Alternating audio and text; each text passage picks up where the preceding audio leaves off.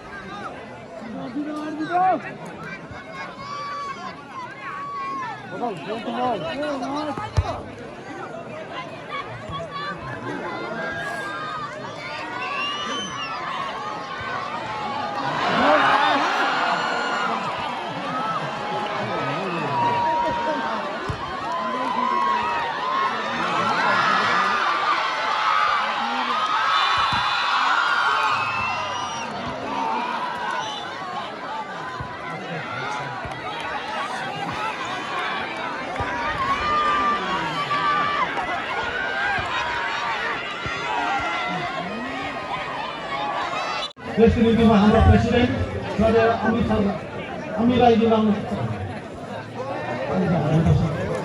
आदरणीय प्रत्यक्ष विश्वको भागीबाट